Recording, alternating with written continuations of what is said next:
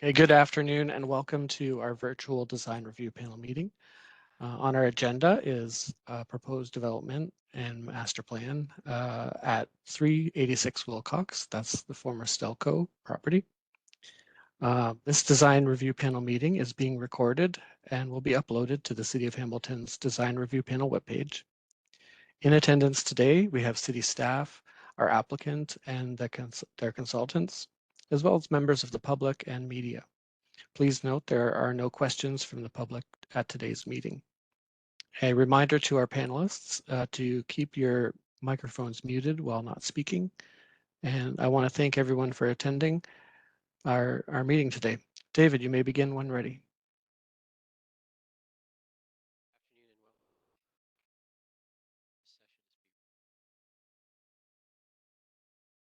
David, you're a little quiet. Sorry, can you hear me?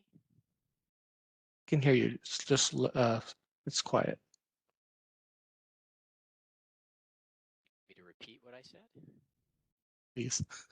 Oh, okay. Good afternoon and welcome. Edward, can you please confirm this session is being recorded? Yes, I confirm we are recording. Are there any changes to the agenda today? No, they're not. And I'm assuming by the small size of our panel today that there are no people with conflicts of interest on this project here in our panelists. On the agenda today is the review of 386 Wilcox Street. The lead planner in the file is Mark Mishniak, and he can respond to any planning questions. Edward will make a brief presentation. Edward, we're ready for your presentation. Please keep the presentation under 10 minutes. Thank you. I will be as brief as possible here because I want lots of time for a great discussion. Okay, so today we have a special project. This is a proposed master plan for the Stelco property, shown here in blue.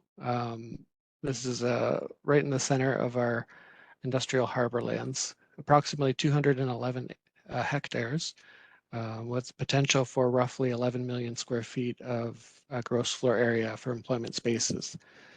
This would also include updates to the transportation and infrastructure networks, and would also focus for lands for accessory cultural and recreational spaces along the waterfront. And I've just drawn in here for reference, the red block is the entire downtown secondary plan, just for a size of reference. So it's an immense property, and I think there's going to be lots of discussion, and perhaps one of the challenges is just this area is so large that it takes a minute to really comprehend the scale. So I think that will feature in part of our discussion today.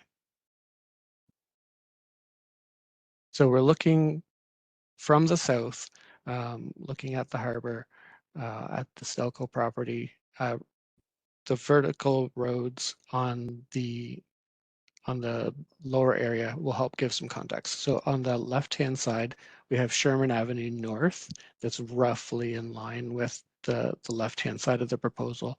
In the center, we have Gage Avenue. And then on the right-hand side, we have Ottawa Street North. So the width of the property is approximately 2 large city blocks. Then, of course, you can see the extent of the property that sits north of Industrial Drive or Tesla Way or whatever we're calling it now. So looking the other way back towards the city, this is Gage Avenue, and we can see there is still significant industrial and kind of service sector before we get to in the middle here where the cursor is approximately Barton Street. And then beyond there is when it's predominantly lower density residential. And of course, you can see in the distance Tim Hortons Stadium as well. Okay, we're now looking south along Sherman Avenue. This would be the western extent of the property. And we're seeing in the foreground here some of the remnants, heritage pieces, components of buildings that remain within the Stelco, the boiler plant. Um, some of these are going to feature in the presentation, so I'll let the consultants um, tell the story there because they're going to do a better job of it than I will do. But I will mention that um, along Sherman Avenue, kind of midway up in the picture here, we do have a innovated and reused industrial building called the Cotton Factory, which used to be, I believe, the Studebaker factory, but is now kind of an art gallery and working artists space. And I believe that is part of a component of one of the themes of the, the master plan. Okay, and then moving on to the eastern side, this is looking north, pardon me, looking south along Ottawa Street. And you can see in the middle, we have a Walmart. And in the left-hand side here is the area where Center Mall is. So we have some commercial activities there along Barton Street. And then above, we have our, again, residential sectors. Um, so our concept master plan, I've chosen one of the aerials because I think it shows the best that I can of everything here. So in the foreground, we have the proposal area, the site proper. We have two elements of Stelco and Manor South that are planned to retain in operation. And then these white buildings are demonstrating potential employment lands. And the street network is shown as these tree-lined spaces. And we have a cultural recreational space called the Battery and the waterfront, of course. So those are going to feature as part of our conversation. And elements that were interesting were these vertical connections back into the city. Along Ottawa Street, we're seeing a canal or culture corridor. Along Gage Avenue, we're looking at perhaps green space, perhaps connecting to Gage Park. And along Sherman Avenue North, there's the creative industry connection. So these are all things that are trying to tie into existing qualities of the area and bringing a richness to the proposal. Um, and I'll let the planners and um, from the applicant side talk more about that. So some staff commenting. In principle, the proposal was seen to have merit and subject to compliance with applicable official plan policies um, and would look for required technical studies showing, for instance, a precinct plan, land uses, future buildings, road networks, rail networks, and phasing. Those are all things that I believe will be covered in the discussion today. So we did pose some questions to the panel, so I'll go over those. Firstly, how well does the proposal organize space in a logical manner through the design, placement, and construction of new streets and buildings and structures and landscaping? Now, I've added is a note here. It's important to remember that we're at an early stage of design and we're considering blocks of subdivision and street layout, as well as future buildings and public spaces. So there's a dual level of focus here. At one sense, we want to understand a very high level, as that's what's needed at the beginning, but there's also a desire to understand and see what is possible as a kind of finer grain element of the future. Okay, secondly, how well does the proposal connect buildings and spaces through an efficient, intuitive, and safe network of streets, roads, alleys, lanes, sidewalks, and pathways? And third, how well does the proposal include provision of amenity space, and what is the relationship to existing patterns of private and public amenity space? Four, how well does the proposal integrate, protect, and enhance environmental features, landscapes, and topographic features through site design?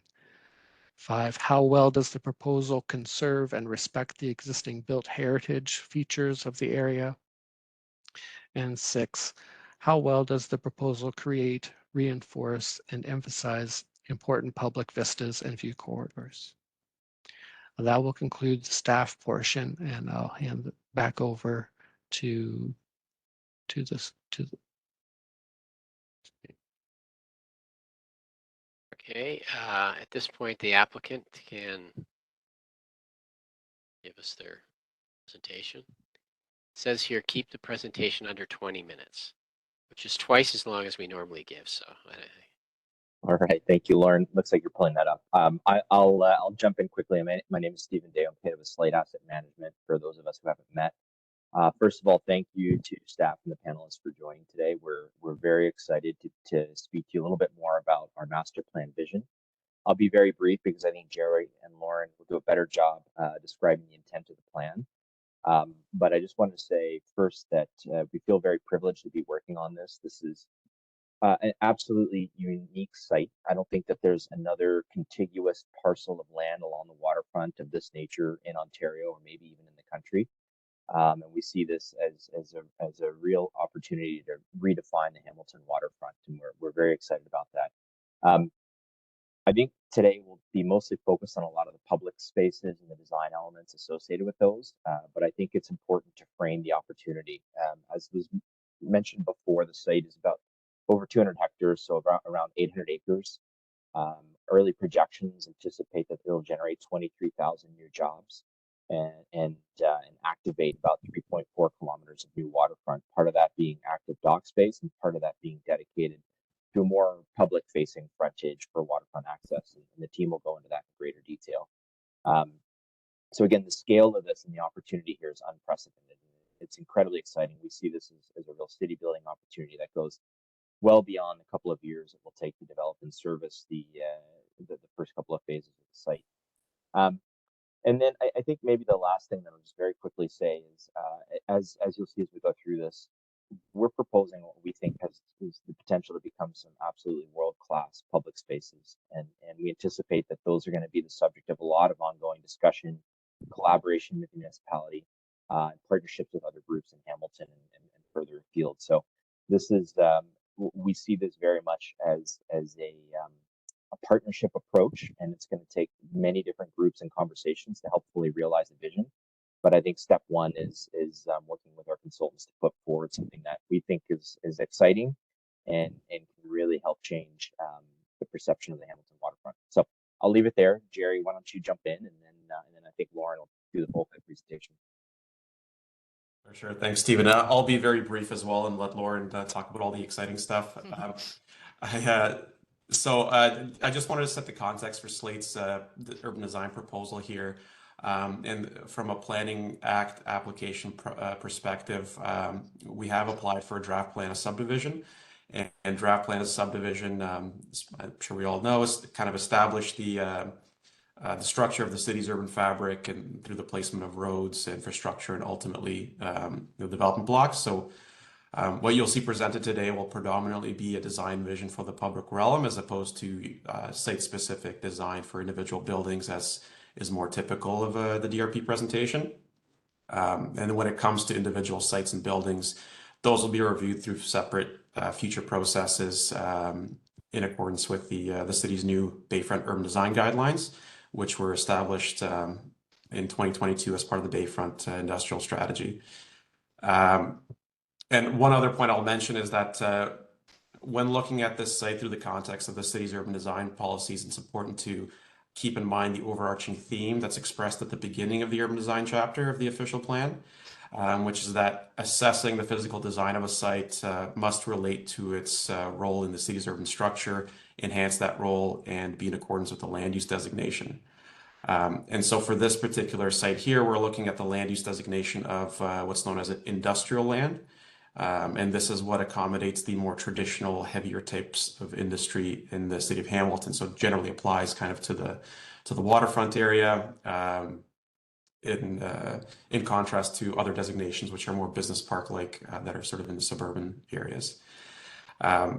So to that end, it's important not to lose sight of the fact that these lands do need to accommodate a range of economic activities and users, and that is their primary purpose in the city's urban structure. But what you'll see in the coming slides is a quite visionary and ambitious proposal to really integrate the site into the urban fabric and provide perhaps a better balance than what is currently there between economic activity and people-oriented places. So I'll pass it off to Lauren. Thanks, Jerry. And thank you to everyone who's here today. We really appreciate the opportunity to participate with you in this conversation. So I'm Lauren. I'm with Public Work, and we've put together the urban design vision. And as Jerry and Stephen mentioned, we've really focused a lot on the public realm framework. And so that's what I want to speak a little bit more about today, give a little bit more background and insight into some of the core ideas and thinking that have gone into shaping the vision and where we're heading from there. So for us, a really important starting point in thinking about the site has actually been thinking about the city. This really distinct experience that you feel when you're in Hamilton. We're calling it the coexistence of different environments, and in a way, really high contrast environments. You know, you get this really remarkable presence of nature through the escarpment and the expanse of the bay, and that's living together with this deep legacy of industry, but also this kind of fresh and vibrant urban pulse and creativity. And all of these worlds are kind of intermingling together in different ways. And that's what gives Hamilton its really distinct experience and distinct identity. So when we're starting to reimagine how to sort of bring this legacy into the future here in Hamilton, this legacy of industry, we can't help but think about this fusion, right? About envisioning this fusion between new industry, but then also new nature, new community resources, new waterfront connections and access, recreation, ecological regeneration, all of this kind of coexisting together, but in a way that's really place-based and really sort of like responding to this kind of incredible spirit of place that we've been discovering here. When we're thinking about designing for this, let's call it next generation of industrial districts, it's a real departure from this kind of older model of thinking about employment areas that was very introverted, that was very singularly focused in use and planning distinctions, really solely designed around logistics, you could say. And instead now, of course, you know, we're imagining designing employment areas for people. And that's even more relevant on a site like this in proximity to, you know, the heart of the downtown, so connected with East Hamilton, with such waterfront exposure. Really what we're talking about here in these 800 acres is really extending the fabric of Hamilton, really meaningfully designing a place that is deeply integrated within the community. And so to do that, we're proposing to introduce a framework or like a figure of hybrid open spaces that make all sorts of new room for public amenity, for new kinds of programming, you know, in part to serve the many thousands of folks who will be working here, but also really to start to regenerate new relationships between this site, the shoreline, the city, and even beyond. And of course, all of this will culminate in new public access to and through the site that will allow for all of these new experiences and vantage points and vistas of the harbor to be had by the public that have been really locked away for, you know, well over 100 years.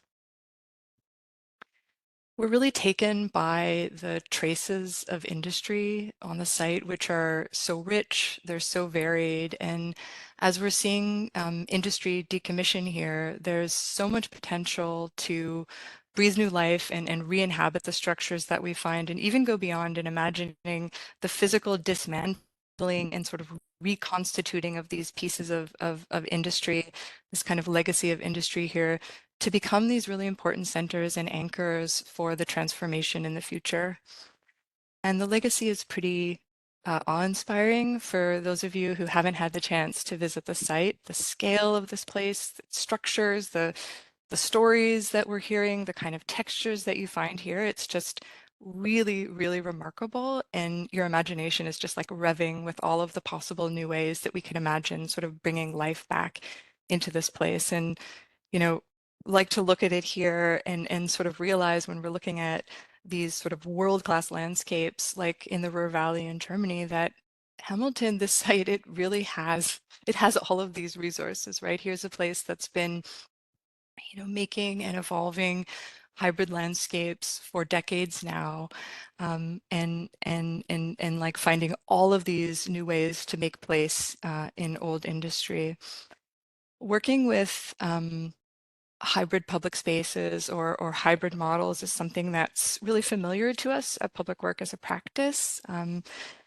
It's something that we sort of embrace in a lot of our projects. This is an example closer to home of a hybrid place, which is the Bentway. This is a project that we designed. It's all about finding space and making new space in the city for people, and doing it by kind of bringing together unlikely uses. So in this case, it's this active piece of transportation infrastructure, and then below it, creating this entirely new vibrant public realm. And we found that when you're sort of bringing these like vividly high contrasting environments and uses together, you can come up with some pretty productive and remarkable places that also have this just kind of like unexpected magic to them. And so we've been looking to a lot of these places that are very successful across the world and closer to home, these hybrid places, and we've been sort of defining them along three lenses, let's say. So all of these places, while they have a sort of diversity of physical environments that are coexisting,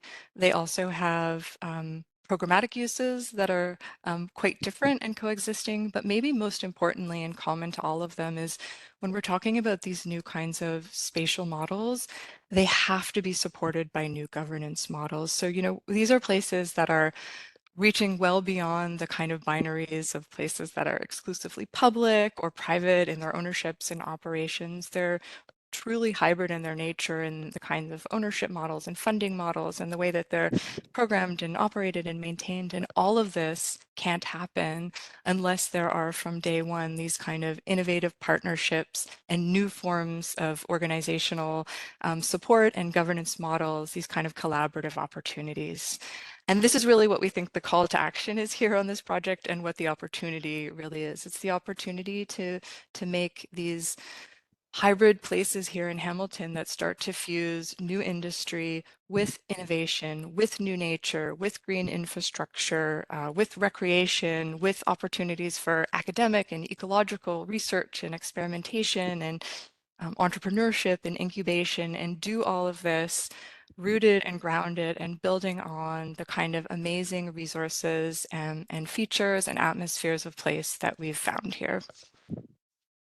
So for us, that's really been an important starting point in the design, to look really closely at what the site has to offer, what we found there, and see that as an inspiration for the transformation into the future. So everything from the historic shoreline, which you see here in blue, which was this kind of, serrated shoreline of bays and inlets, to the concentrated clusters of this kind of like iconic industrial remnants, and even this kind of unexpected and very resilient and robust experiences of nature and green that we found here. So when we've started to build up this vision, or this framework for the vision of this place, we've done it in a way that really starts again from this foundational DNA of water breathing new life into these kind of strangely beautiful industrial landscapes, and the opportunity for resilient green and new green to emerge here.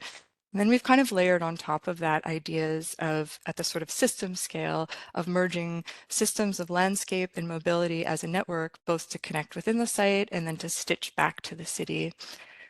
Then we've started to think about how to infuse and cluster new amenity and activation and attraction around this kind of foundational DNA and around this new sort of network of systems. And that's really where the framework of the public realm starts to emerge. And like I said, from day one, we all have to be thinking of new kinds of creative partnerships and new ways to actually sort of new mechanisms to implement a place like this, but also steward it and sustain it over time. So what you're seeing in the bigger rendering on the left, you'll see that public realm framework sort of taking shape, this armature in the sort of more saturated green colors, and it's connecting the city back to its waterfront, but it's not just about animating the waterfront edge. It's really about creating this figure within the site that's starting to distribute public activation and public experience all throughout the site, actually in the form of a loop, which it's kind of remarkable. It's a 4-kilometer long loop, this new circuit, this new destination for the city.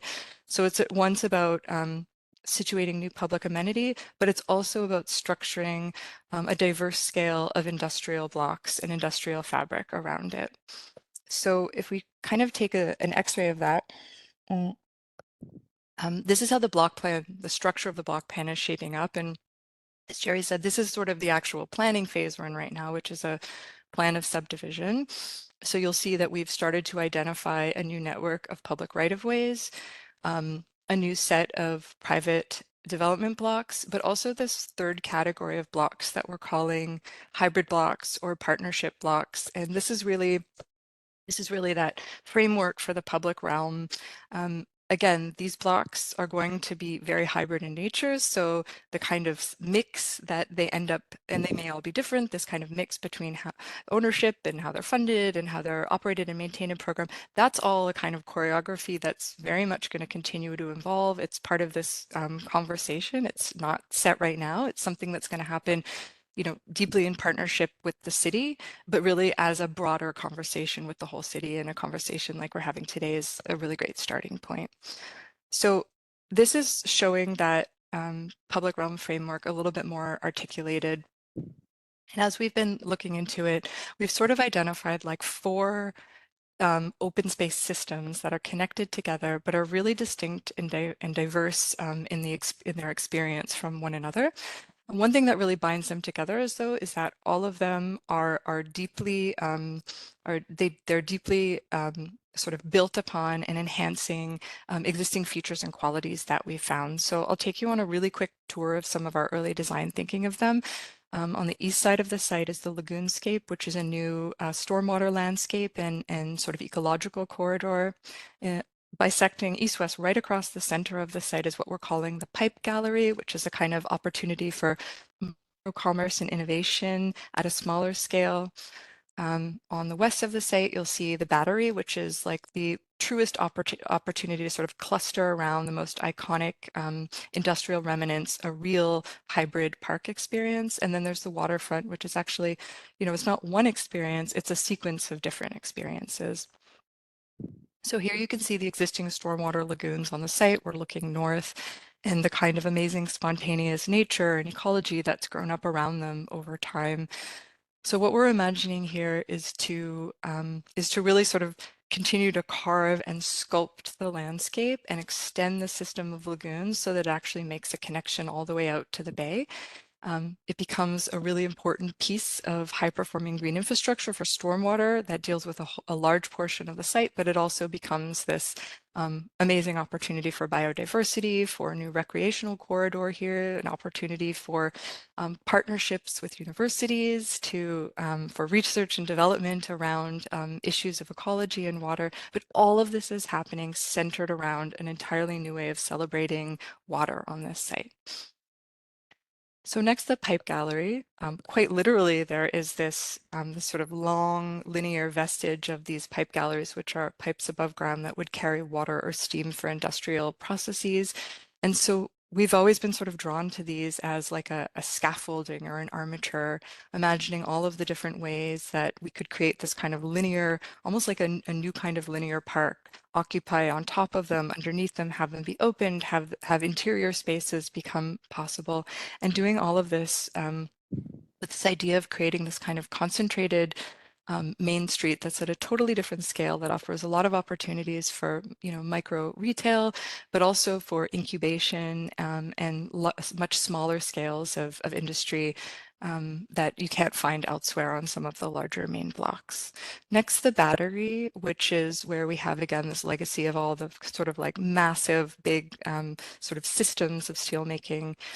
And again, this is where our imaginations can go incredibly wild about all the possibilities. There's space for everything here. It's a park, but it's also a stormwater landscape. It's also a place for events. It's a place for all sorts of public amenity. It can be commercial, but it can also have opportunities for innovation and manufacturing, all within the frame of the existing kind of structure that we're identifying in this place and the adjacencies and relationships to the water and to the industrial fabric on each side. And finally, the fourth place is the waterfront, which is quite varied now. Existing in some places, it's softer and greener. In other places, in particular, here you get this really interesting way in which old barges have been used to actually retain as a kind of retaining dock wall. And so here again, we imagine first and foremost public access all the way across, but more of a high concentration of public amenity really in the center. We're so excited about the possibility to actually, again, reuse these barges in new and interesting ways and open up new experiences of water and ecology and bring like a really high concentration of amenity to activate the shoreline in a way that it has never been before. So those are the network of the 4 open spaces, and they're really glued together by the new network of public streets. The vision for the public streets is that all of them will have the opportunity to be able to accommodate the heavy industrial needs and the new public transportation, but they'll also all be paired with really high performing green infrastructure and a really generous and safe multi-use trail and active recreation network for people and recreational users. The way we're proposing to do this is actually to kind of thicken the right-of-ways, and what we mean by that is to embed a lot of these functions within the right-of-way, but then we've paired every single right-of-way in the project with what we're calling a greenway, which is actually adjacent to the right-of-way, but working in concert with it to create this really generously scaled green trail network corridor with a lot of space for biodiversity, a very immersive place that has the potential to mediate people's experiences. So at once buffering in certain instances, but also opening up views, opening up to public spaces, opening up access points and interchange with industry. All the streets will perform in the same way, but they'll have very distinct identities based on what they're next to and what they're connected to. So you can imagine, for example, Gauge, which is that main spine down the middle of the project that almost connects through the city between the escarpment and the water. We're proposing an extra wide greenway here, lots of space for growth, lots of space for new biodiversity, the potential to kind of deeply increase the tree canopy here. It's quite different than from on the west side of the site, where we're imagining much more sort of interaction with some of the incredible relics and allowing them to bleed outside of some of the open space features and actually start to create quality within the public streets. And here on the east-west street of the Pipe Gallery, again, another way in which we're really kind of interacting with the existing features. And then something maybe different at the waterfront, which is more of a different kind of animation, a sort of spill out culture where we're really with a really high concentration of amenity at the waterfront. So lastly, I'm just going to say a few words about the industrial district, because of course the relationship between this framework and how it's starting to structure the blocks around it is very much part of the vision at this stage. So we've sort of identified 3 different types of districts or blocks. The first, number 1, which is really the main core of the site, are these really large scale, intentionally large scale and flexible industrial blocks that offer a fabric that can absolutely be further divided over time. It's intended to be flexible to be able to respond to the different demands of different users as industry changes, and depending on, market preferences, always though ringed with, important moments of the public realm. On the west side, there's this very sort of specialized set of blocks, which are on the dock wall. Here's an opportunity to create a really modern shipping and intermodal port. And then finally, the third set of blocks, they're actually much smaller. They're mostly clustered around existing buildings for reuse. We're calling them high identity mixed use. Mixed use doesn't imply bringing in residential. It just implies a mix of different scales of industrial uses with more public facing amenity. And sometimes they're actually really sort of like embedded within that public realm framework. And again, without getting into at this phase, because it's going to be another phase of the project, probably another DRP, what's really happening within these industrial blocks, we've been really, really mindful about how important it is to completely rewrite the script on how new industry responds to people, but also how it responds to environmental performance. So we've started to articulate a little bit more what we're calling this interface between the public realm and industrial blocks. And we've started to do that really along sort of four themes for now. The first is just always thinking about this really robust, very high performing green frame that is the buffer between industry and the public realm. We've started to think very differently about these large expanses of asphalt in terms of these parking and logistics grounds, moving much towards something that's much more porous, but also something that's much more about the opportunity to sort of embed a lot of harvested and salvaged material for the site and play an entirely different role in stormwater management than a typical asphalt parking lot would. We're also thinking differently about facades here. We're imagining really prioritizing performance of the facades, the use of local materials where possible, even connecting with some of the tertiary steel production opportunities that are currently still existing on site, and doing that in a way that creates a new identity for this place, which is actually all about performance. And that links a lot to the roofscapes, which are this kind of vast terrain where there's so much opportunity for energy production, for food production, for being incredibly sustainable in the way that we think about these kind of like almost like an entirely another sort of level of landscape. So I'll just zoom back out again to that image that I guess we started with earlier on, and sort of echo, I think, what was already said, which is that, as a framework, as a vision at this stage, there's a lot of ideas here linked to this place. They're really open, but they're also really contextual and about a kind of evolving response to how to start to structure amenity and access on the site. But we're also looking beyond the site. On the one hand, we've drawn a lot of influence from the context of the city into the site, but we also have a lot of ideas about conversations that can continue to catalyze potential for new opportunities outside of the bounds of the site as well. And this is going to be a many-year process. It's going to involve so many different voices. And so I'll end it there, just saying that, this is a call to action for all of us if we want to realize the full potential of what can happen here. So thank you. Thank you for your presentation. I'll be turning it over to the panelist members to ask any clarification questions. And Joey, you're number one. Thanks, David. I just have a couple of questions, maybe a bit practical. Lauren, you spoke about innovative and creative partnerships, and I'm curious. I mean, I know it's still very early, but who are some of the voices that are starting to come forward for this? Who do you anticipate to come forward? I understand that this is a very long project, but for this type of vision, you need stakeholders that are absolutely invested in this. And I understand you have people who are very invested here today, and I'm interested to know who else you see investing in this type of project. Stephen, did you want to take a first stab at that one? Sure, I'll start. And I think that's a good question. I think, Joy, there's a long list of potential groups, and I think being in the early stages, we're hoping we can find the right ones for a long-term partnership here. So, I think it could be for some of the more innovation cluster kind of components. It could be a partnership with one of the local institutions or colleges.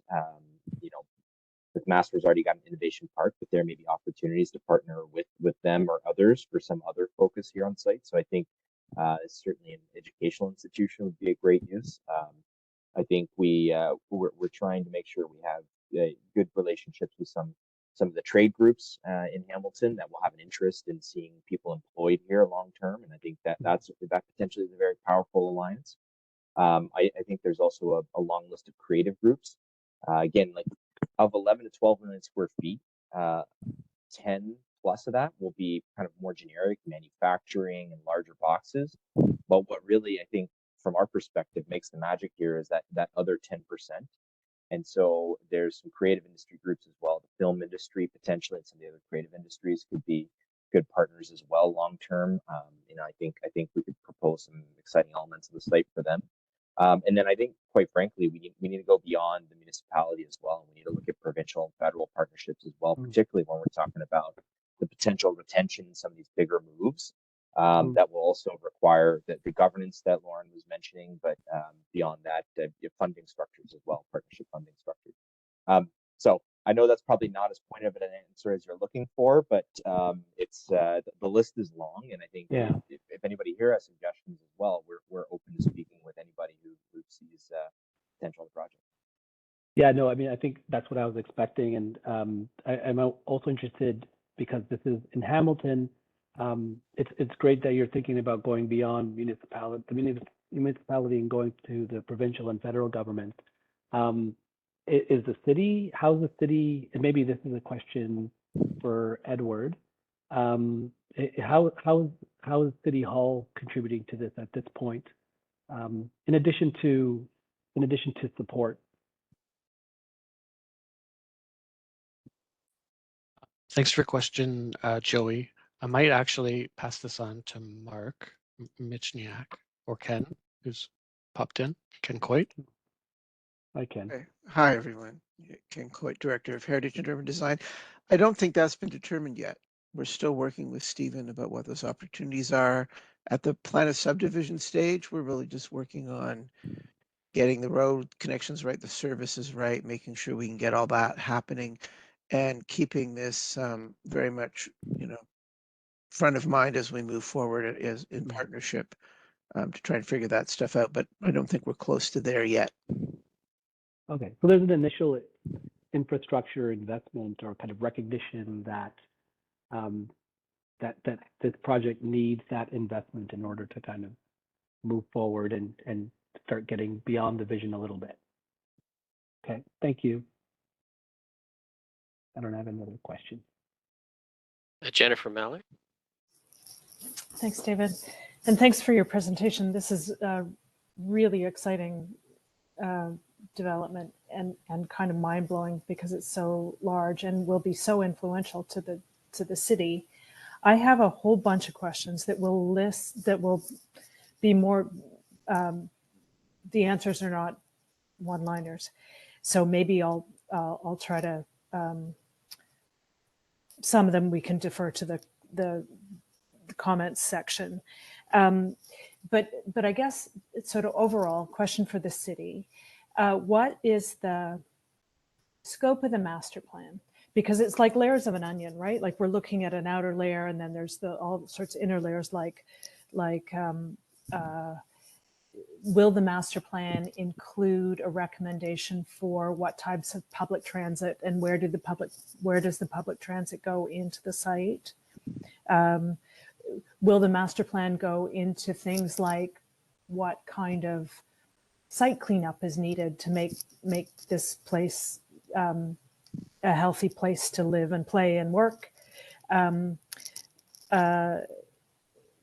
will the master plan go into a new way of considering heritage? Because it's not, I don't know if Joey, I need your help here on what like, is there a designation for things like this? Because it's so irregular. So maybe I'll toss that back to the city. what are the goals in the master plan?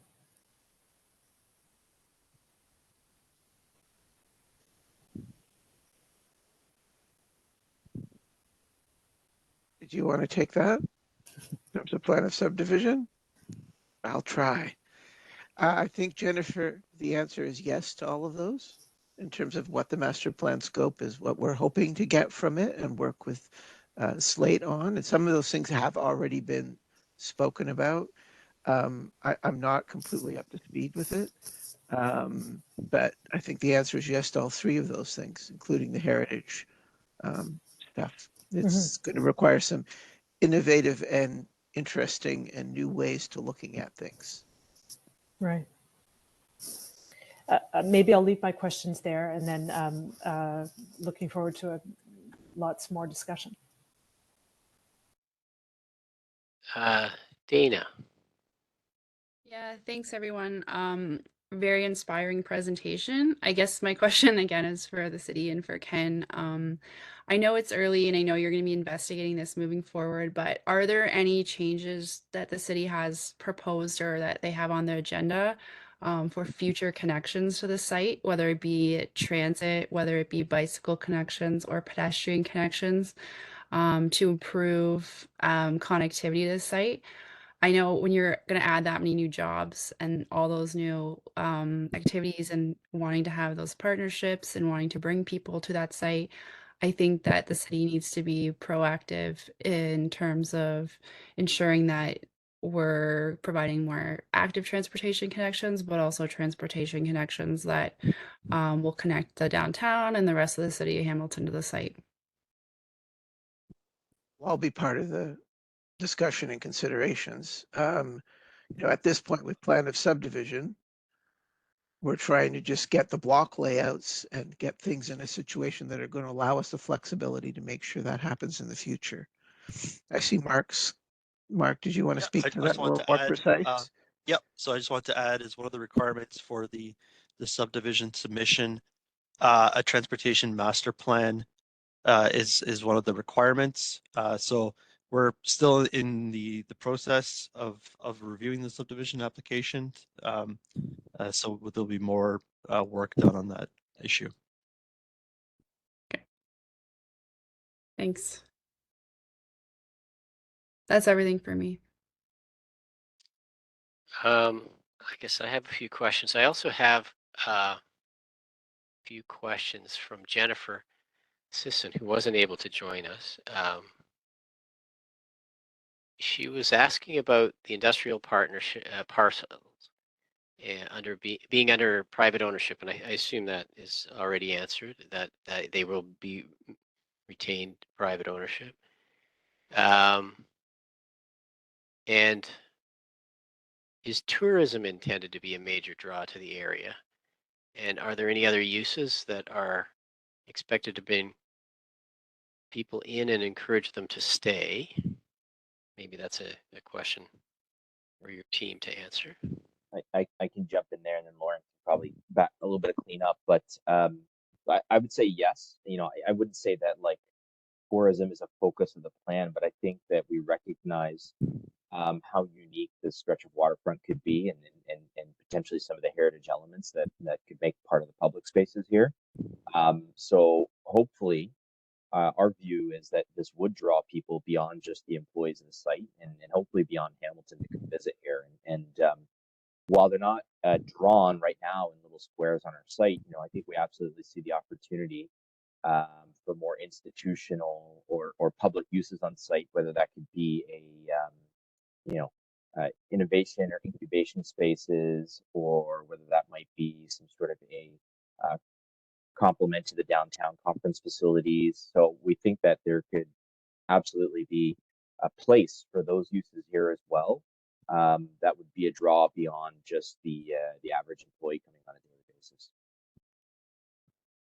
Yeah, and maybe I would just add, I mean, I completely echo all of that. We think there's space for so much to happen here, and it can have, because of how iconic and different the environment will be, the potential for it to become a draw just seems really, yeah, like it's almost just like intuitively that will happen. But just to say that in the way that we've been conceiving of these open spaces, they're intentionally designed in a way that has the potential to be very incremental and to kind of continue to evolve and respond sort of together with the systems of, you know, it's like that chicken and egg thing that in order to bring people there, you have to increase the connectivity. In order for people to want to be there, though, it has to be connected. Like all of this kind of works together. So we can see these ideas of starting small, incubating within some of these structures.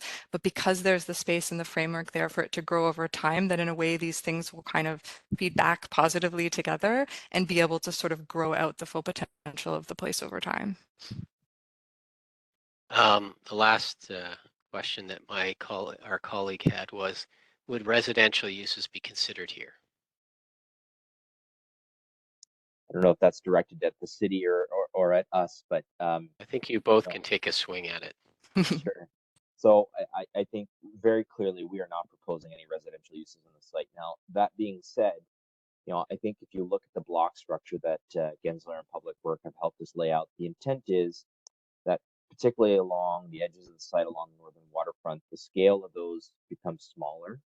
And so conceivably, if we're looking 20 or 30 or 40 years down the road and there's a case to be made for residential here, the intent is that you know, this is part of the urban fabric and an urban grid that could become appropriate for different mixes of use, a different mix of use over time. So while we're not contemplating that, I think the team's trying to take a very long-term view to say, how does this evolve? Because that may be something that's in demand in you know, decades from now. Somebody from the city want to take a swing at it too?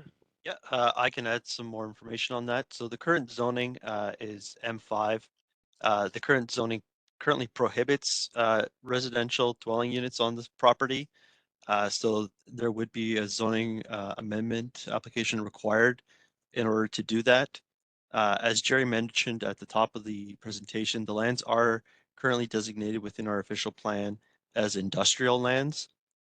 So there would also be a requirement to make amendments to our official plan to permit a zoning for residential uses. So that there would be a whole process required to do that. And I want to add, I haven't considered this possibility. There is also provincial policies regarding employment lands that would need to be considered when trying to evaluate whether residential should take place on this site. Okay, I have a few questions of my own. My understanding is one of the instigators of this transformation is that the Stelco industry is going to electric arc process that will allow the removal of the need for the coking and all of that. What's happening with the Fasco, which is literally the next peer over? Are they transitioning to a similar clean industrial future? Yeah, so two things there. So DeFasco is actually the group that already has funding secured, so they're actually ahead of Okay. schedule. So they are actively working towards that, and I believe their target was to be completely switched over to electric arc before 2030. For Stelco, I don't know that they've publicly announced plans, but I believe it's a similar strategy. And I think that's one of the reasons we've had the opportunity now to acquire the site and replan it is, as you may be aware, Stelco actually has a much larger 4,000 acre facility in Nanticoke. And so this is my speculation and based on my limited knowledge of their business, but faced with the need to upgrade their facilities here, they decided it's in their best interest to take most of their operations to Nanticoke, where they've got more space and there's less sensitive surrounding land uses. And then they would be able to recapture the value of the lands that they have here. And so that's their high level strategy, is to move most of their heavier operations to Nanticoke, leaving only the steel mill that's at the center of the site plan here. And I know this is maybe not a question for you particular, but you seem to be fairly knowledgeable, so maybe you can handle this one. I'm sort of going down this, like, how much cleaner is that area going to be to you know, and so what about the other industries in that area? Is there, are we moving towards an area there that is, that this kind of fabulous public exterior infrastructure would be, um, you know, no longer a semi-polluted place to be in terms of air quality and whatnot. Yeah, yeah. I'll say two things about that. I mean, I think DeFasco and Stelco are by far the largest offenders for air quality in the area, right? And so there are a few others, but I think the changes in their operations will dramatically change the experience in the Bayfront industrial area. So I think that's element number one. I think element number two, and I invite anybody on the panel or some staff members have been, but to set up a visit with us at site tour, because I think the scale gets lost on paper. And I think even in today's condition, like as it stands, if you go to the waterfront now on the North Shore there, where some of it's been overgrown, you can stand there and forget that everything is behind you. I mean, you can feel like almost like some of Lauren's renderings on some of the spaces today already. And I think when you have that scale, you can have a transition of spaces from the larger, heavier industry, and then you can be very intentional about your block patterning to bring that scale down towards the public spaces. So I think that's what gives us conviction that over time those public spaces can actually be meaningful and successful. Maybe not on day one. It'll take time, but we're pretty convinced of that. Okay, I noticed you've made some pretty strong diagrammatic connections out in the north-south linkages there into the site. But Burlington and how it connects to the, you know, other areas of waterfront rejuvenation that are to the west there. I don't know if anybody can talk to that, and it would seem that would be, I'm surprised, I guess, that it's not part of your either yours or the city's vision for how this might link into the rest of the community. I don't know if anybody wants to talk about that. I was going to maybe punt to Lauren or the city. I was just mentioning one thing really briefly, and maybe the city could fill in, but the city's Bayfront industrial strategy, was introduced a couple of years ago, does talk about enhancing, particularly Burlington Street, and making streetscape improvements along there. I believe there is like an action item for the city to undertake some streetscaping plans for those areas, but I don't know, the city might have more information on that. I'm not sure if that's advanced significantly at this point.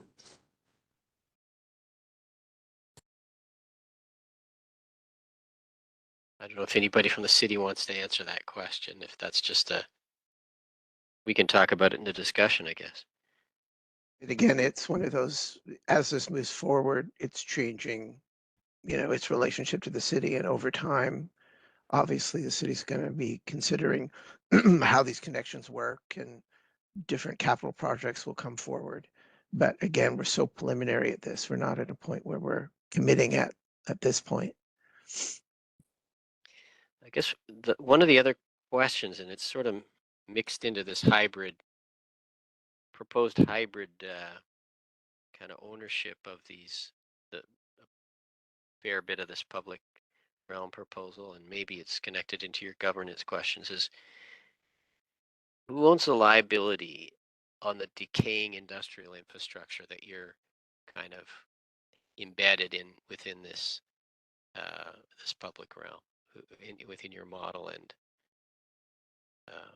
even some of your views look like it's the romance of the decay is part of the thing, but I'm thinking those pipe things that go over the roads and things like that. Sure. I mean, I would say that, you know, regardless of whether the intent is to allow some of the features to kind of feel like they're becoming overgrown, or to actually actively be sort of regenerated in a way that they can be really sound for inhabitation within or above or whatnot, like all of the features that would be suggested to be retained would have to go through a rigorous process of understanding, you know, their integrity as they exist now, and what would have to happen, of course, to make them become safe. So in terms of, you know, they would be features like any other within a landscape, and they're, you know, the models in which they are, you know, maintained, and the, I guess, like you're saying, this question of liability around them would probably be no different than any other buildings or structures that are within these grounds. So they would just become part of the sort of landscape of these places and the kinds of maintenance and ownership models that exist for them. I guess the question leads, like, essentially Stelco was the previous owner of all of this. I don't know if they're what the situation is exactly right now, but you know, in that sense, they had, you know, some kind of liability obligations both for the structure and for the polluted site. And as that transition goes to a new ownership structure, I'm just wondering exactly, do they retain any ongoing acknowledgement of their creation of the liability and ownership of that down the road for the other partners in this adventure? So I can take a stab at that one. I'll start with the easier question, then get to the more complicated one. I think the easier one is from an environmental perspective. Um, so we are, and I'll clarify, Slate does own all the lands now. We lease back some of the portions to Stelco, but Slate is the sole owner of all the lands currently. There is on-site contamination. Obviously, there's no surprise there. There are 2 locations that have been identified that require active remediation. Slate will undertake those. And once that remediation is, and those are relatively small in the scale of everything. So out of the 800 acres, that adds to approximately 30-ish acres. And again, that will need active remediation. Everything else is safe for occupancy by MOE Table 3 standings, Table 3 standards for employment uses and institutional uses. So that's kind of the first point on just an environmental liability. Sorry, and then there's maybe one other item to add to that. So there is actually a provincial indemnity on these lands to protect any future owner from offsite migration due to the historical contamination. Sorry, guys, excuse me, it's been a long day. So that liability runs with the lands, and in the future for these hybrid spaces, whether they're municipally owned or owned by some other nonprofit partnership or another structure, that ownership group would get the benefit of the provincial indemnity. So that takes away any of the potential liability associated with environmental contamination. So that was the easier part of the project or the question. I think the harder one still is who is actually going to own these components. I think the streets are obvious. That'll be the city. The private blocks are well, hopefully that's still to be determined, but that's our vision: is the streets become municipal rights of way. The private blocks obviously are held privately, and then these hybrid spaces are still a question mark.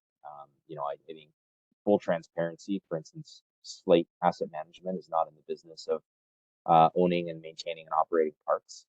We are happy to participate in a structure, but it still needs to be resolved collectively, I think.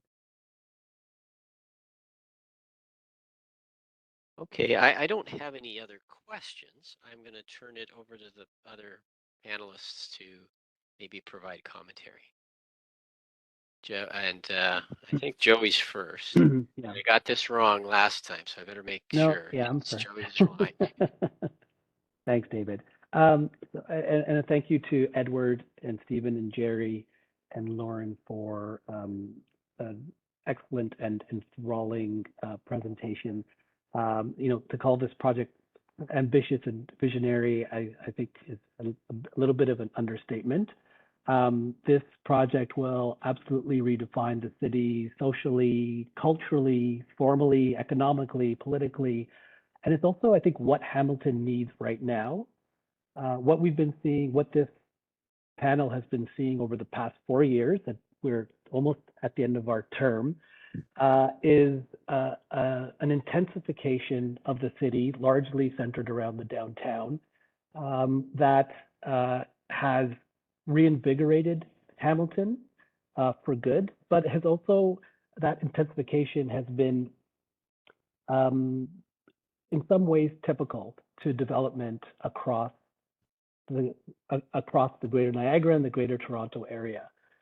But we all know, and it became clear through this presentation, that Hamilton is unique, and its uniqueness comes from its very large industrial that, unlike Toronto, it's still very much intact, whether it's in its activity or even in its inactivity. So I think bringing this project forward is so important to redefining Hamilton to its own, to the city, but also to the larger to the larger areas, to the province. And I think like this is something that is going to make an impact internationally. So I mean, to conceive of this vision, this vision through landscape, to start it with landscape is absolutely the right approach, considering the scale and then also considering the uniqueness of this place. To tap into the existing and the networking of these are critical in kind of understanding its value, but also understanding how to really get a handle on this type of project. And in that way, relationships are very important. Not only physical relationships, which we saw through the landscape concept, and kind of interweaving past industrial, which is part of the city's heritage, the current industrial, and also I think David raised it, like small scale residential. Burlington Street is a very sort of strong connector, and I think there is going to be opportunity to connect it with the development that's happening at Pier 7 and 8. And also understanding that Burlington separates the waterfront and park and industrial lands from very quickly small scale residential. There isn't a lot of transition here in scale. So that will have to be considered along the way. There was discussion about an official plan change and a zoning amendment. And I think this is, rather than this happening in pieces, I think that this is in collaboration with the city, that this official plan change happens obviously holistically, and maybe it's not necessarily piecemeal zoning amendment. And when you get to the specific projects, it could be a matter of getting it through the site plan process. So I think there is in some ways for this project, a real change in the way that the approvals process happens throughout, with an understanding that the city has to be a very sort of close collaborator, not only in the spaces that will ultimately come out of this project, but also in the way that that development is approved. I think that is just as important. Lauren, your presentation was beautiful. Thank you. I mean, both in the way you spoke about it and also in the rendering. I was absolutely enamored by it. The public spaces as designed, and as you spoke about it, will absolutely be successful. And I think the real challenge will be the transition spaces between the development projects and the public spaces. And I think you started to kind of pull that out a little bit near the end. And also understanding that the clients that you have for the development projects are going to be very different than the clients that you have for, and this is with the assumption that Slate isn't going to handle all of these properties, that the clients will vary, and to ensure that they maintain the vision of this larger property will be difficult to do. So I think that is a challenge to consider as you move forward. So I mean, to Jennifer's point, how do you define or how do you redefine heritage? I think that's critical, and I think in the same way that the city may want to rethink the way it moves through projects and the way that developers think about and designers think about how we move through projects. I think we also have to think about how heritage moves through this type of project, and what is heritage and how do you define it. I don't think it's I don't think it's the typical way. I think obviously we're thinking about, bricks and mortar, or maybe steel, but I think that there's a lot of ways to think about how to commemorate the industrial heritage. Adaptive reuse may not always be the best way to think about these buildings. I was recently in Buffalo and had a tour of Silo City, and in some ways, Silo City reminds me of this project. Different material, but they have understood that the value of Silo City is in the way is in the existing structures, and is in the way that they have formed over the years, and in the way that they're actually deteriorating and decaying. And the ruinous state is a point of beauty. And I think that this is very much about heritage and understanding that not every building needs to be adaptively reused, but that forms or elements or components of buildings need to inform a larger history and can still be there as a part of public space or part of a park or in other ways. So I'm needless to say, I support this proposal, and Lauren, I really do believe this is a call to action.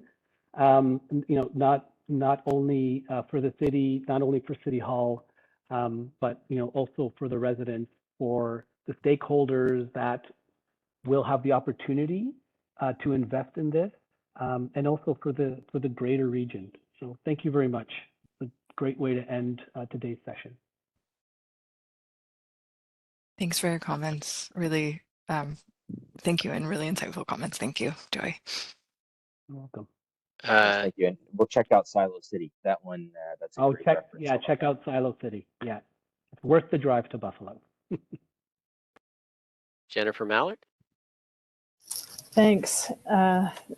Thanks, everyone. And Joey, thanks for your comments there. This is really inspiring to see, and like an honor for us to be part of this conversation. It's because it's so pivotal for the life of Hamilton.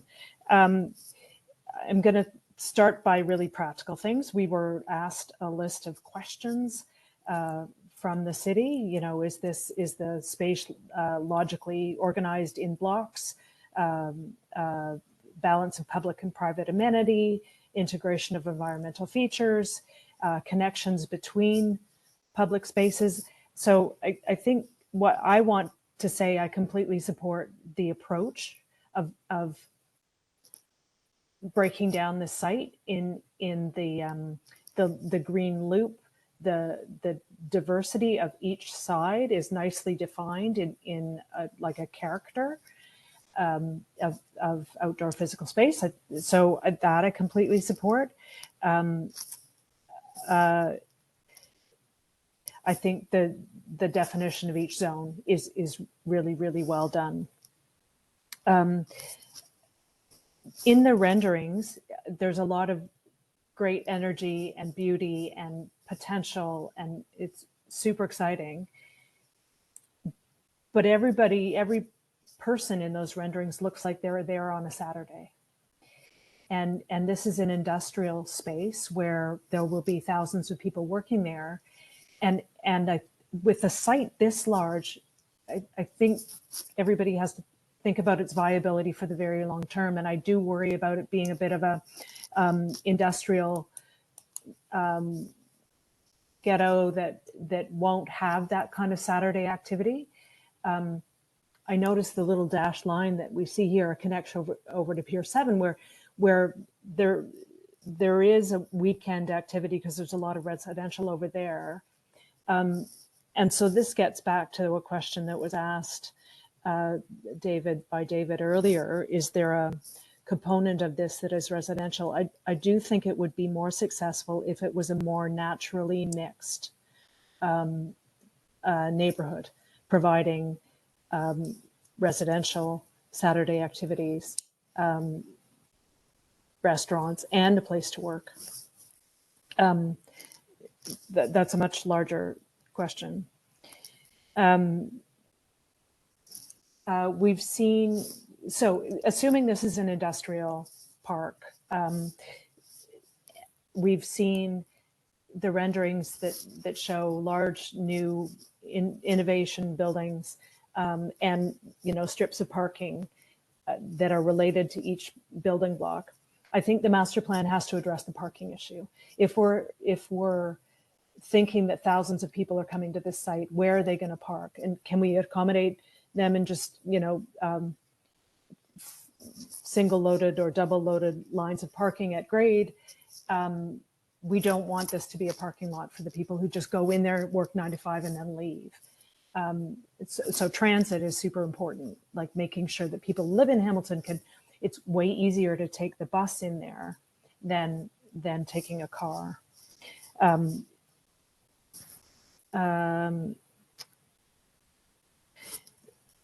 There was a question about phasing, and there was a phasing diagram in the presentation. And I was, wondering if we could, if it's possible to prioritize the waterfront occupied spaces to make energy there earlier. So I was wondering if phases 3 and 4 should be flipped in order to prioritize engagement with the waterfront and to draw more interest in it. I mean, it's a very, very long-term project, but to ensure its success, I think investment in the edges is really important.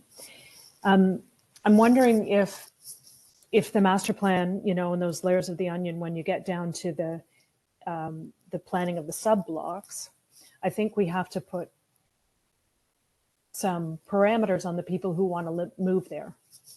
In that it's great, the green loop all the way around, but I think it needs green connections inter-block as well. And so I understood that the block in the middle there could be flexible in planning depending on the type of business that moves in, or the footprint that they need in their buildings. But I think we have to prioritize a couple things that they need to commit to in order to be there. And that's making pedestrian friendly links mid-block, and whether that's, green spaces, bike routes, and then an approach to parking. I think that's all my comments, but again, super exciting to see this at this stage of the evolution of the city. Dana?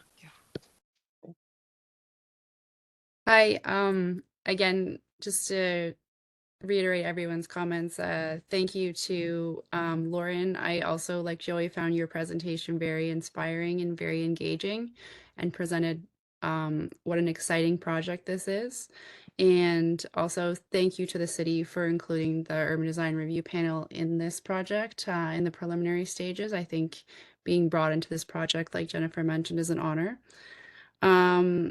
Really what I found that came from Lauren's presentation and the submission to UDRP is that the hybridization plan, I think, is really key to the success of this project.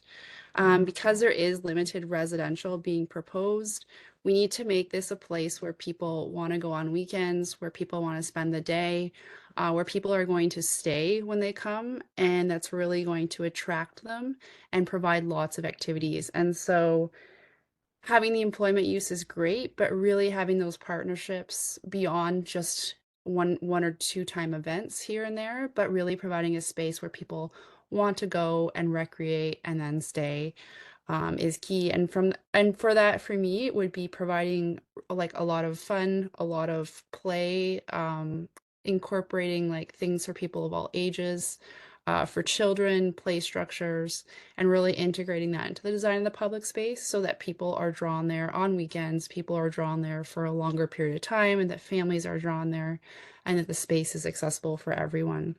So to me, that would be kind of where I think you could really consider taking the design to the next level, is really including that. On that, all your renderings are provided in the summer and they look amazing. And don't get me wrong, I love the summer, but I also would like to see you had a precedent photo from, I think it was Germany or Berlin, of a skating rink. So I'd like to see how, you're proposing to provide winter city activities and how the site can be a place where people kind of come in the winter and can also have recreation, what that means from a maintenance perspective, what that means for like whether there's skating, whether there's sculptures, whether there's lighting, that kind of thing that really provides the year-round excitement when, when the plants and trails and sitting outside and having ice cream aren't as easy to do. I think another key thing will be the partnership from the city. And I think Joey mentioned kind of doing things differently with the city on this one. And I agree. I think generally how city plans kind of work is that they're updated in response to changes in the urban environment. I think this is such a big scale site that it'd be great to work with the city on changes that really provide good connection to the site. Both is it bike share stations? Is it cycling infrastructure? Is it increased transit? Is it better pedestrian connections? Is it year-round pedestrian connections? To really encourage people to come to the site. Lauren mentioned, you need people to be coming there and you need things to be happening. And I think both of those things need to happen kind of together instead of those things happening from a public infrastructure too far in the future once those things are there. I think in order for that hybridization to really happen, that those things need to kind of happen together. So I think my recommendation is to really strengthen that relationship and that partnership with the city, as well as with the other levels of government and with other external organizations to really do something that's a little bit different from an approvals perspective and a planning perspective. Um, and again, my kind of my I echo what Jennifer said around the phasing plan. I noticed that the later phases, I think it was phase 4 or phase 5, had the majority of the public realm improvements or the public spaces. And I don't know if there's the ability to integrate that into phase 1 and 2, or to try to integrate more of that in maybe in an interim way into phase 1 and 2 so that there is the opportunity for that, or maybe it's through temporary installations or through pop-up installations, so that, all of like the best stuff isn't left to the last, essentially. And just to touch on the heritage piece, I think this is such a unique place in terms of the history. There's few places like it, in our country. And so really embracing that, I think, is key, and really incorporating that into the place, and the design of the place is really important. The more you can make this place unique to its past and unique to its kind of heritage, I think will really draw people, not just out of interest, but also wanting to learn more and wanting it to be a place that's different from other places, such as different from Evergreen Works and different from the High Line and those kind of things. So really making it special, something that really makes it kind of Hamilton, would be really great. And I think that through those partnerships, you can weave that into the design. And I just, as I think about it more and more, like integrating those partnerships with heritage and arts and culture, I think a lot of that heritage could be expressed through some of those partnerships that you have with the arts and culture community. It's really strong in here in Hamilton. So really embracing that arts and culture community as a way to kind of pay homage to the heritage and the past, I think would be a really good relationship and partnership that you could capitalize on as you move forward to some of the more detailed design and as some of the things that you're kind of sorting out as you move down the road.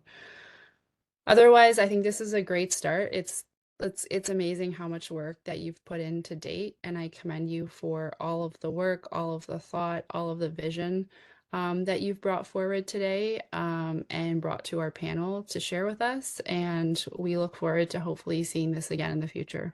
Thank you. So I have first, yeah, I agree with the comments about everybody's observations on the spectacularness of the presentation and the package. So But I do have a few comments from Jennifer that I'll go over. She says, I love the intent behind the vision and objectives. Your approach is innovative, refreshing, and I appreciate the abundance of vegetation in an area previous devoid of it. I find the largest challenge to be the scale of the industrial blocks. For this area to be successful, there will need to be a significant draw and convenient places to park to bring people into the area and encourage them to stay. Since there are no residential buildings proposed, there is no incidental visitors. Everyone would be here by choice, not convenience. The large scale and lack of granularity of the streets also make it challenging, and consideration for why and how people would access and use the site needs to be fully understood and planned for. I strongly support the lagoonscape as an opportunity to focus on Indigenous placekeeping and collaborate with Indigenous communities and rights holders. I would encourage that this becomes ingrained in the future development of the full site. In terms of my own observations, I mean, I find the proposal almost seductive and spectacularly aspirational. I think it's really, I think you've mined the site for all of the things in it that can be leveraged to add interest and sort of inspire the subdivision of the lots. I think that's all pretty incredible. My concerns are, how do we make sure it happens? Because I think fully support the intentions expressed through this development of the landscape. I mean, I think there are some conflicts of use here between public and industry, and I don't quite understand whether, and I'm not really, in some ways, I imagine there's a separate package that you might present to somebody who you're trying to convince to bring their industry in here, and how the traffic is great and how there's, you know, all of those other kind of industrial driven things. And we're not getting eyes on it, or at least the part that I looked in your report. Not to say I read it all.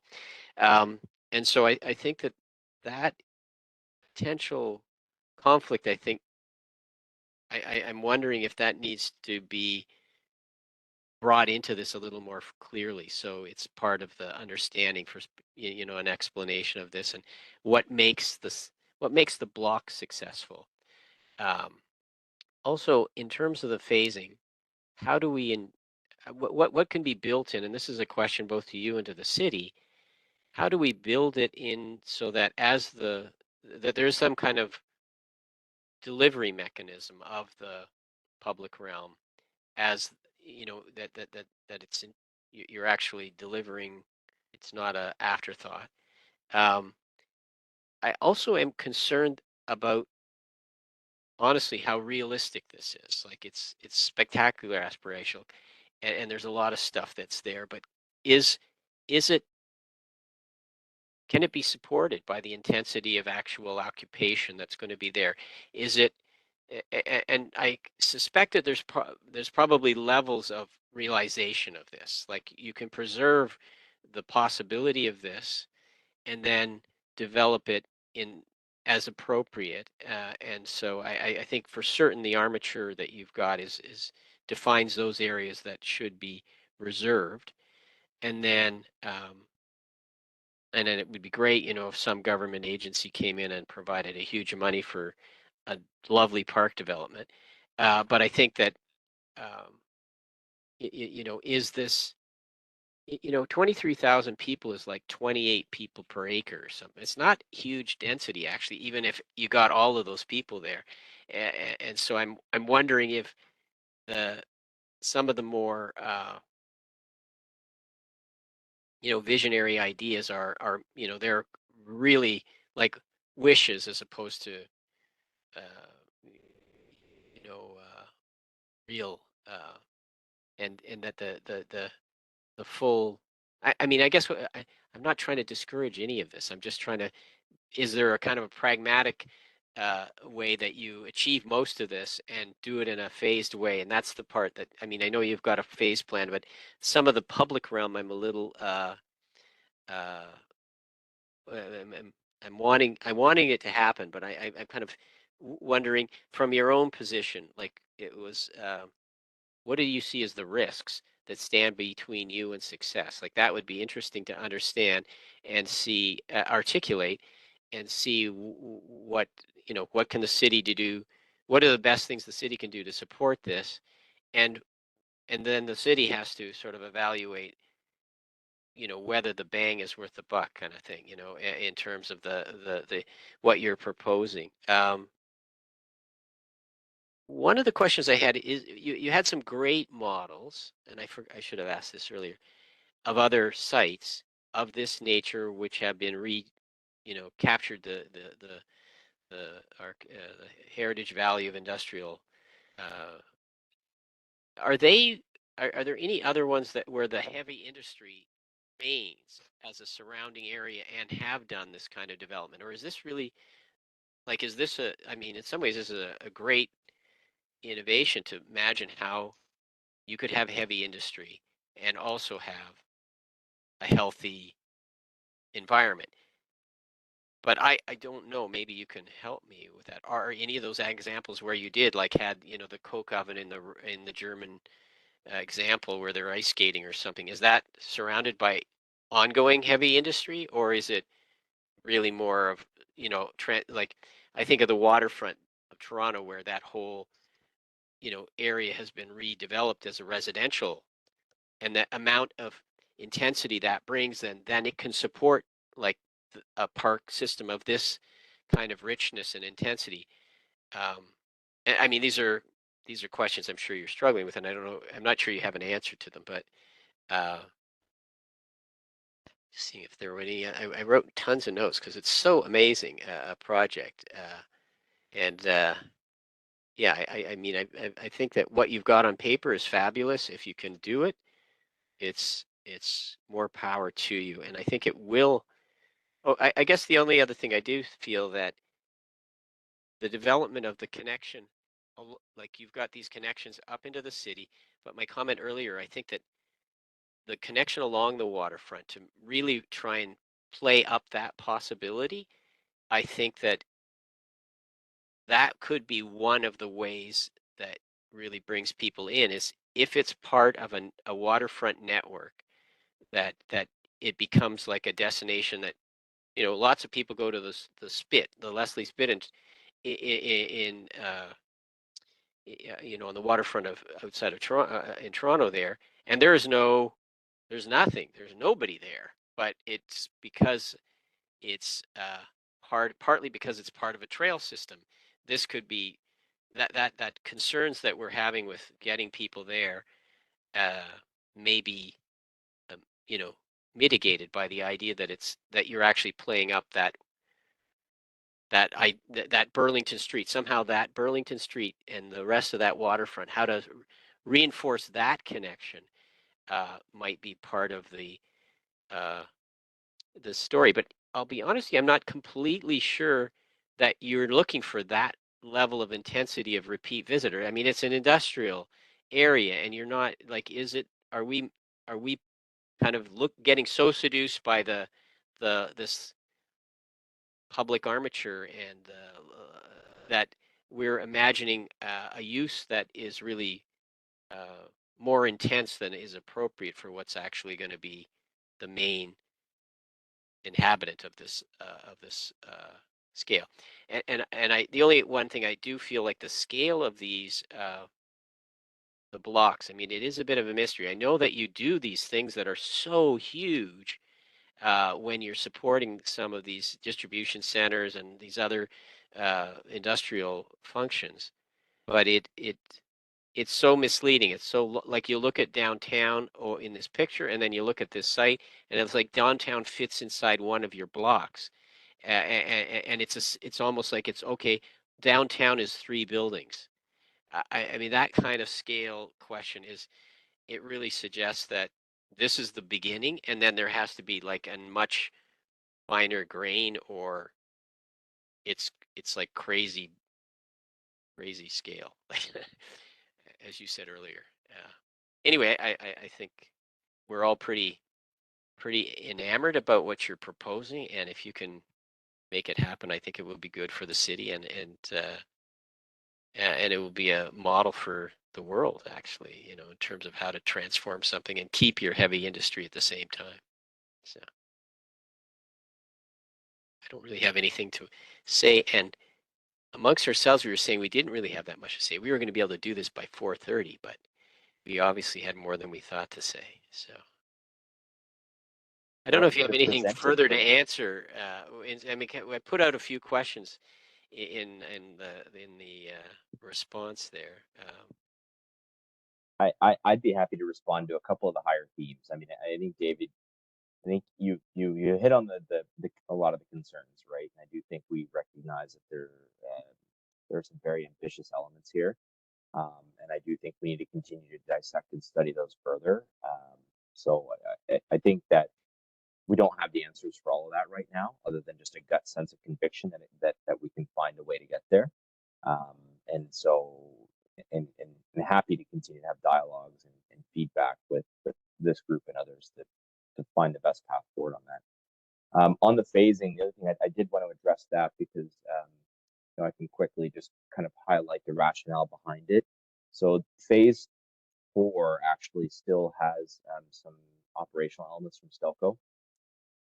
Those will be unwinding, but those have a few more years of runway, and then there's going to be some active remediation. So strategically, phase 4 was chosen to be last from that perspective. But I do think that, again, this is where the scale gets a little bit funny, but phase 1 and then phase 2 goes out to the waterfront. And I do think like phase 2 contains a green space there, kind of a comprehensive green space that would actually be 4 or 5 acres potentially, and then a fair amount of water frontage there is already. I think that's probably already going to be about 600 to 800 meters there. So there is a substantial potential in that second phase, which could come on sooner. You know, I think the question remains of how do you activate that and make it attractive for people to go there in the early phases. But I think I guess what I'm saying is we do recognize the desire to have some of those benefits, in particular the waterfront access, sooner rather than later. I'm happy to say a few more to maybe to respond to a few of the things as well, if there's still time. I mean, first of all, I just want to say thank you to everybody because the comments and the questions, the enthusiasm, truly really appreciate it. It's so insightful. I took, you know, like so many notes here. So there's a lot of themes in here we could continue to talk about, and I assume we probably will in like a future meeting. So maybe David, just because you happen to ask them in the form of a question instead of comments, there's just a couple things I noted to follow up on that you were saying. One is you were talking about, you know, the kind of projected intensity around the public realm and whether this relationship between the industrial blocks and potential draw users, whether there's the critical mass that maybe we're showing in some of the celebratory images. And it just got me thinking that I think it's important to note that within this armature, there isn't an intention for an equal distribution of intensity of use per se. There's an intention of kind of like clustering and finding different uses, but also really honoring and celebrating the fact that new nature and ecology is a really intensifying use unto itself, right? And so like part of these landscapes that we are suggesting, they don't even require the presence of humans to be in them, to be important and to matter and to kind of be part of this connected system. And so absolutely there's a lot to continue to unpack here in terms of how this happens over time and how it relates to the uses on site and off site, and like all of these layers are interconnected. We, you know, I really appreciate that. But just to say that bringing in the presence of new nature here is, and new biodiversity also feels like a really important intensification in some of the areas. And that actually, you know, that kind of connects back to some of the other comments that were made and the importance of actually connecting with the opportunity for regenerating landscape here and making a really deep connection and having the voices, the loudest voices here be those of Indigenous placemaking. So that's like a really, that comment was really well noted as well, and something that we've already started. You asked an interesting question about like, you know, is this are we looking to other places that have done this particular mix? And I think in a way we're looking to many places that have done parts of this mix. So, you know, the Ruhr Valley in Germany is sort of like that first generation of post-industrial landscapes where they're not existing with active industry, but they are becoming campuses for new innovation and new sort of arts, culture, landscape kind of programming. But more recently, we've also been looking at examples, and some of them might not even have made it into our kind of like cold shortlist of the cases that we showed, because there's so many that you can look at for different reasons. But there's some pretty amazing example. Well, you know, Buffalo came up, but in Pennsylvania, there's some pretty amazing examples of sort of like film and culture campuses, but in Pittsburgh also of employment areas as well. I recently had a pretty cool visit to Pittsburgh, and there you're starting to find this really interesting mix of adaptive use, reuse of a legacy that's very similar to what Hamilton has, combined with new employment areas. You can look to like the Brooklyn Navy Yards, where you still do have active manufacturing. Of course, it's not heavy industry in the old sense, but it's large scale, active, new manufacturing.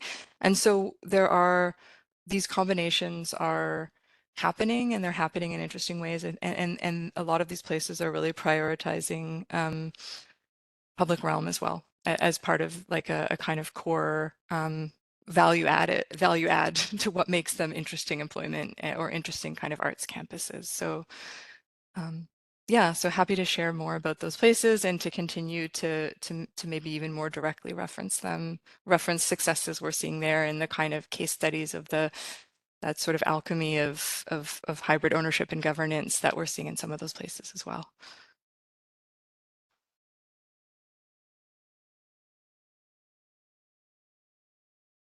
Thank you very much for further information about it.